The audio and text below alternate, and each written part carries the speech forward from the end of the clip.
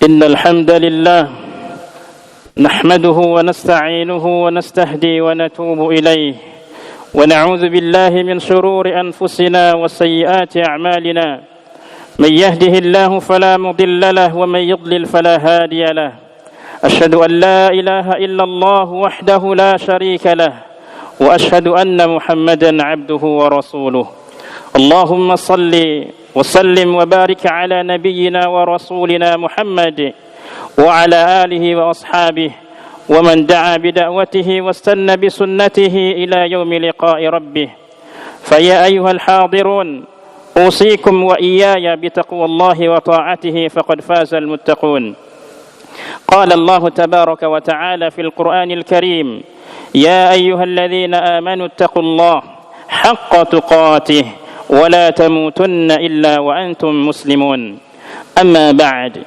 معاشر المسلمين jamaah Jumat rahimani rahimakumullah. Detik ini kita berada di bulan yang Allah Ta'ala muliakan, yakni bulan Dzulqa'dah, di antara bulan-bulan yang Allah Ta'ala muliakan, di antara 12 bulan, minha arba'atun hurum, ada 4 bulan yang dimuliakan. Dalam hadis riwayat Abu Bakrah, thalathatun mutawaliyat, 3 bulan disebut secara berurutan, Dzulqa'dah wa Dzulhijjah wal Muharram wa Rajaba Mudhar baina Jumada wa Sya'ban.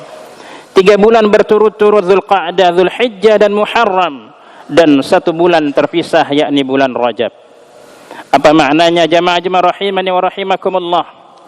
Allah berpesan kepada kita di bulan ini, fala tazlimu fihinna anfusakum, janganlah kalian zalim terhadap diri kalian. Zalim terhadap diri saja tidak diperkenankan, apatah lagi sampai zalim terhadap orang lain. Karena dosa kezaliman, az-zulmu zulumat, kezaliman itu adalah kegelapan nanti pada hari kiamat. Di antara kezaliman kita terhadap saudara kita muslim yang lainnya, mukmin yang lainnya, yakni kita ini begitu beratnya, begitu susahnya memaafkan, memberikan maaf kepada saudara kita muslim yang lainnya. Tentu kita manusia, orang yang selalu berinteraksi, bertutur kata, bermuamalah satu dengan yang lainnya, pasti ada salah, pasti ada khilaf, pasti ada kekurangannya. Karenanya kalau kita mengharapkan dari teman kita, dari sahabat kita tanpa aib, maka kita selamanya tidak akan pernah punya teman atau punya sahabat. Begitulah salah satu ungkapan, man talaba akhan bila aibin baqiya lahu akhan, maka dia selamanya tidak akan punya teman. Karenanya kita berteman, bersahabat itu mesti banyak-banyak berlapang dada, karena ia adalah orang yang sama dengan kita, pasti punya kesalahan, pasti punya salah, sebagaimanapun kita juga demikian. Jemaah rahimani wa rahimakumullah. Memaafkan adalah satu akhlak yang mulia, satu sifat karakter yang harus dimiliki oleh seorang mukmin. Dengan memaafkan, maka akan lahir kebahagiaan di antara kita, akan lahir kesenangan dalam hati, tidak lagi iri, tidak lagi dengki terhadap satu sama lainnya jika ada kekurangan di antara mereka. Karenanya Rasulullah sallallahu alaihi wasallam pernah bersabda dalam hadis riwayat Imam Muslim, ma naqasat shadaqatun min mal, tidak akan pernah berkurang harta yang telah kita sedekahkan. Wa ma zadallahu 'abdan bi'afwan illa 'izza, dan tidak akan bertambah kepada seorang hamba dengan memberikan maaf kecuali ia akan menjadi mulia. Kemuliaan yang akan didapatkan bagi orang yang telah memberikan maaf kepada saudaranya. Bahkan Allah Subhanahu wa taala menyindir secara langsung dalam Quran surah An-Nur di ayat 22. Dan ini rasa-rasanya kalau kita ukur dengan perasaan kita, dengan kebaperan kita, rasa-rasanya sepertinya akan menjadi boleh.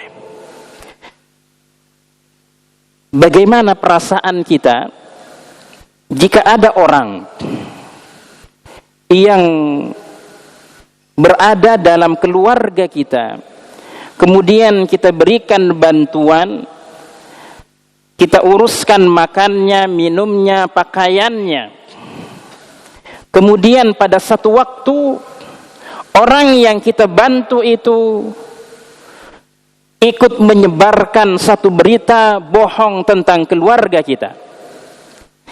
Kira-kira bagaimana perasaan kita? Orang yang kita bantu itu ikut menyebarkan berita bohong, hoax. Maka rasa-rasanya kita akan mengatakan, akan aku hentikan bantuanku itu. Dan tahukah kita, itulah yang terjadi pada Abu Bakar As-Siddiq radhiyallahu anhu, yang telah membantu Mistah bin Usasah, anak dari bibinya Abu Bakar As-Siddiq radhiyallahu anhu, ketika diberikan bantuan sudah sangat lama, karena memang posisinya ia orang yang membutuhkan. Tetapi ketika ada kejadian hadithul ifk, berita dusta, tuduhan terhadap ibunda orang-orang beriman, Aisyah, maka Allah di ayat sebelumnya 10 ayat bersihkan nama Aisyah radhiyallahu anha. Kemudian setelahnya di ayat yang 22 surah An-Nur ini Allah Ta'ala menegur secara langsung Abu Bakar As-Siddiq yang sudah punya niat dalam hatinya untuk tidak lagi membantu Mistah karena ikut menyebarkan berita dusta. Apa teguran Allah Subhanahu wa Ta'ala kepada Abu Bakar As-Siddiq radhiyallahu an? Dan ini juga bisa teguran buat kita, wala ya'tali ulul fadli minkum was-sa'ati ay yu'ta ulil qurba wal masakin wal muhajirin fi sabilillah. Janganlah orang yang punya kelebihan, keluasan rizki di antara kalian enggan untuk memberikan bantuan lagi kepada kerabat, ulil qurba wal masakin yang memang dia membutuhkan, wal muhajirin fi sabilillah. Apa kata Allah? Wal ya'fu wal yasfahu, maka maafkanlah ia dan tetaplah berbuat baik. Kemudian Allah tawarkan satu perniagaan, satu balasan yang amat sangat indah. Ketika kita wal ya'fu wal yasfahu, memaafkan dan tetap berbuat baik. Kata Allah, ala tuhibbuna ayyaghfirallahu lakum? Apa kamu enggak suka dicintai Allah, kemudian kamu mendapatkan ampunan Allah? Ketika mendengar ini, kata Abu Bakar, demi Allah, aku akan tetap berbuat baik kepadanya agar aku ini mendapatkan ampunan Allah. Allahu Ghafurur Rahim. Pernah kita mendengar hadis yang familiar di tengah-tengah kita, ketika Nabi kita yang mulia Rasulullah Muhammad sallallahu alaihi wasallam sedang melakukan ta'lim atau sedang berada di dalam Masjid Nabawi. Ada orang yang memasuki masjid sambil menenteng sendalnya, jenggotnya basah karena habis berwudu. Ahlul jannah, ahli surga, kata Nabi sallallahu alaihi wasallam. Ahlul jannah, ahlul jannah, sampai 3 kali Nabi SAW. Di antara sahabat ada yang penasaran kenapa ia disebut dengan ahli surga. Sepertinya penampilannya tidaklah menarik. Tapi ada sahabat yang menginap di rumahnya sampai 3 kali. Ia tidak menemukan amal yang utama. Sahabat itu sholat malam, ia pun sholat malam biasa. Orang lain melaksanakan ibadah puasa, ia pun puasa biasa. Sama saja. Kemudian ia mengutarakan niatnya menginap di rumahnya. Kenapa engkau disebut dengan ahli surga? Maka ia hanya mungkin, aku sebelum tidur, aku lapangkan dadaku ini terhadap saudaraku. Maka Rasulullah SAW, itulah amal utamanya. Memaafkan tentu berat, apalagi sampai tetap berbuat baik. Tapi keutamaannya, kelebihannya surga Allah Ta'ala. Aqulu qawli hadha wa astaghfirullah li wa lakum fastaghfiru innahu huwal ghafurur rahim.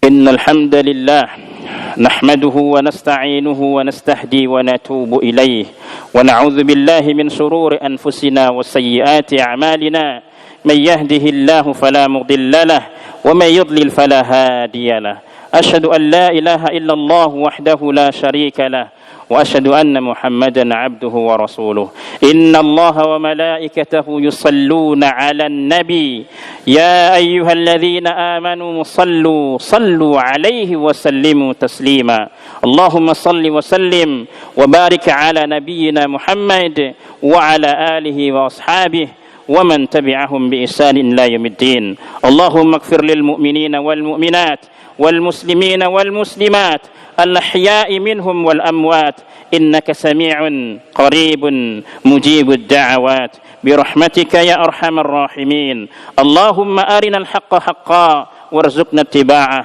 Ya Allah, terangkanlah kebenaran kepada kami jelas benarnya. Karuniakan kesungguhan, kesanggupan serta kesabaran kepada kami untuk bisa mengikutinya. Wa arinal batila batil warzuqna jitinabah. Ya Allah, terangkan kebatilan kepada kami jelas batilnya.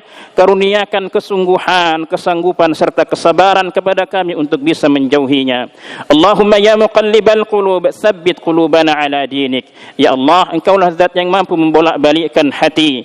Tetapkan hati kami, tetapkan hati anak-anak kami, tetapkan hati keluarga kami, tetapkan hati orang tua kami atas agamamu. Allahumma ya musarrifal qulub, sarrif qulubana ala ta'atik.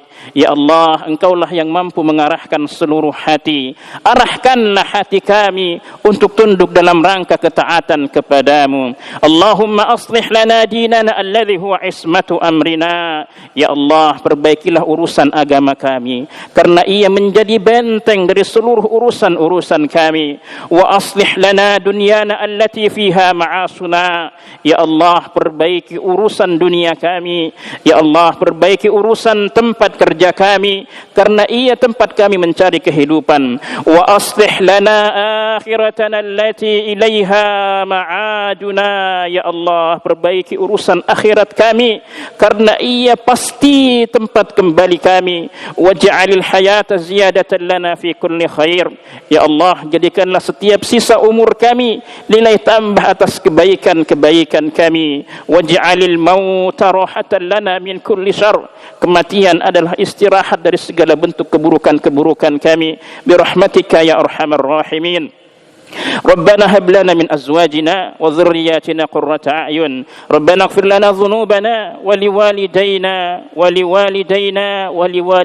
وارحمنا وارحمهم كما ربونا صغارا ربنا آتنا في الدنيا حسنة وفي الآخرة حسنة وقنا عذاب النار يا عزيز يا غفار سبحان ربك رب العزة عما يصفون وسلام على المرسلين والحمد لله رب العالمين وأقم الصلاة